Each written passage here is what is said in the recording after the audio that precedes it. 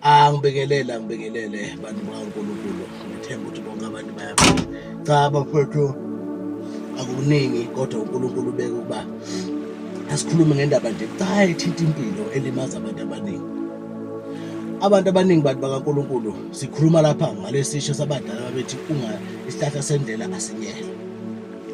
Bantu bakaNkulunkulu ngizofeza uma umuntu ekusiza ukusiza ngoba bakini bavumelene nabakubo ukuze ukwazi ukusizakala. Angithi mthanda zonke esho njalo mhlawumbe imthanda zonke nemkhulu yonke siyise edlozini neyicela sicela edlozini naNkulunkulu kodwa impendulo ziza ngomuntu. Umuntu osuke kulula isandla ingoba sokuvuma abakubo nabakini bevumelene ngoba usuke mawukhala wena kuzwa abakini mabezwa abakini bese bebuka ukuthi leyo nto leyo bayakulethela ngobani ngoba awukho umlingo. Awukho umlingo ngeke ukhathi ukuthi anginakudla lento abakudlala ngabantu othandaza lokugcwala amakhabethe yakhe into enjalo. Impendulo iza ngomuntu ngoba yini la ukhuluma nabangabonakala ama-spirit but into edingayo udinga into e-physical e-tangible. Lento leyidinga umuntu futhi o-physical so bazosebenzisa umuntu njengawo ukuze ukwazi.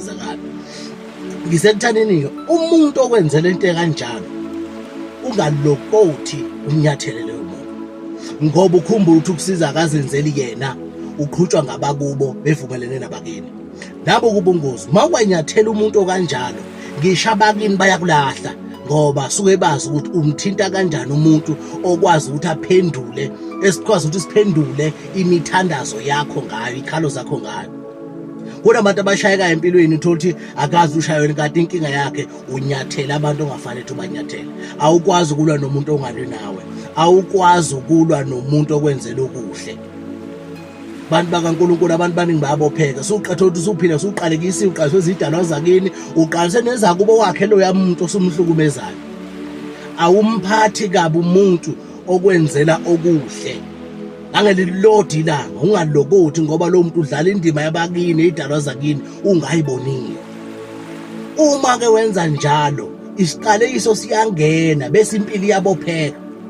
Uma isibopheka ke impilo lokho sekukodwa ukutshela ukuthi wena empilweni yakho usuhamba sekunobunzima obuthwele ngesimo sokuthini unyathele umuntu obekusiza kanti lo muntu ukusiza ngesandla sabakube evumelene nabakini.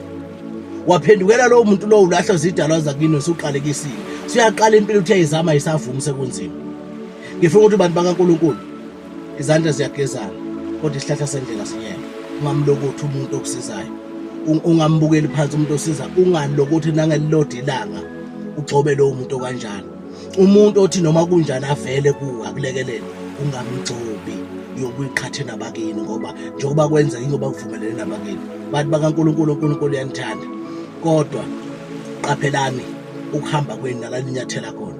Musani ukunyathela abantu abanilulela isandla kahle ngoba leyo nto leyo ngisho wathi niyayizama impilo usuwedwa iyofika ikubophe ngoba ijustice izokwenzeka ubulungiswa bokuthi unyathele umuntu ongenacala naye kodwa bekusiza bese impilo yakhe ibanekeke. Bantu bakaNkulunkulu uyanithanda kodwa qaphelani ezinye iqalekisa kuona ama-cases wathola kuphi ama-cases esiwathola kuphi sinyela isihlahla sendlela.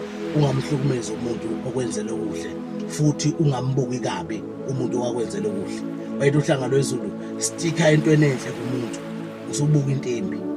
Uma enakho umuntu okuhle hlala lapha akekho umuntu omuhle enxa zonke kodwa asinyele isihlahla sendlela ungamgcobi umuntu osuke kusiza. uNkulunkulu uyanithanda abantu bakaNkulunkulu niphile nje nedala zakhe nizibe nani njalo. Amen.